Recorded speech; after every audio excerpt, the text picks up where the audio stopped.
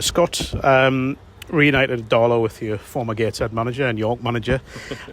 Safe to say that Steve's made a real impact at Darlington. Yeah, he's made a massive impact. It took time at the start. We were winning games and then losing two, then win another game, losing two. We couldn't get that consistency. But lately it's been, we worked on a few things, swapping, changing, getting the right formation, and it's kind of worked. We got a few injuries. Some players are playing out of position, like myself. I'm playing centre half, but it's kind of working. And the last 5 games we've won 4. Playing some very good football, by the way, as well. What Steve wants to do, and like I said, it was may it continue. It feels as if, especially after Saturday, there's genuine momentum building. Yeah, huge momentum. We know that we're good enough, but like I said, some of the lads have been there to start the season where things have been tough. So all we needed was someone to come in with a bit of belief. Some players to come in with a bit of belief, like myself, experienced with the back line, and we signed some players like Cedric up top, which we kind of needed someone to score goals, someone to create goals. Matty Cornish coming in, which he's been a breath of fresh air, and like I said, a young keeper as well in Matty Young from Sunderland, and for a 17-year-old lad, he's a big presence, and he's been superb, and his career is going to go bigger and bigger and bigger. But the same with Steve and Terry, they just work together perfectly. Steve's the kind of laid back manager. When it comes to match days, he's quite loud, but Terry's the one that kind of sorts it all out. He's a technician, and like I said, they just work perfectly. You look at recruitment. Steve's has been faultless, apart from yourself. It's been pretty faultless. Yeah. Like I said, when I was at Gateshead with Steve, I think when he left to York, he said, wherever I go, I'll take you. When some managers say that, sometimes they don't really follow up with it.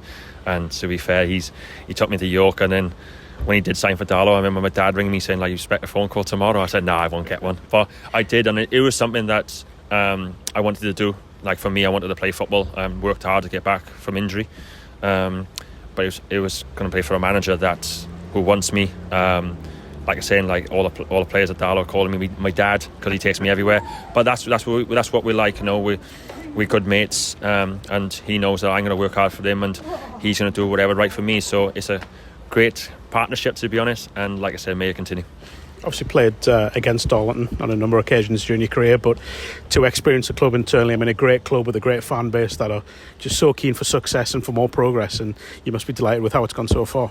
Yeah, I'm really delighted. For myself, it's a big club. I didn't realise how big it was. When you play against them, you don't really take in the old atmosphere. But since the first day when I played at home, we played Tamworth, and obviously the situation we were in was pretty bad, but they were there. We played well that day and we lost, but the continued support, walking around clapping, they were saying keep your head up and stuff like that, and don't really get that in football. We get at Gateshead. When I was at Gateshead, that was the same kind of feeling, but at Darlow as well, it's fan owned as well, and stuff like that, and it's a really good place, and all we wanted to do was put smiles on their faces and put in performance week in, week out, but make sure they're proud of us working hard. And I think the Boston game we kind of gave up the last 30 minutes, which weren't us, but then the 4 games, South Shield game, and then the next 3 games, we're back to what we do best. And like I said, we put on a performance, we're working hard, and it just shows that the momentum is our way at the moment. I realise it's footballers' etiquette to say it's next game, that's all we're focused on, but you look at the next couple, they're huge games and could really define the rest of the season. Yeah, huge games. It all starts on Tuesday. Scunthorpe, yes, they're second in the league for a reason, but they're on a bit of a bad form. We're on a top of form, like us and Spenny, and we know we can beat anybody. We're that good. When you look at the change room, it's packed with a lot of talent, a lot of young talent, and a lot of experience as well. But we just needed to find a way. Like I said, Stephen and Terry have found a way, found a formation and players that fit, and it's working. And like I said, they may continue, and hopefully, we've got 10 games to go. We've gone from 12 points to 1 in a space of 4 or 5 games, and like I said, we're the informed team at the moment, and like I said, hopefully if we can continue that in the next couple of games, we'll be safe.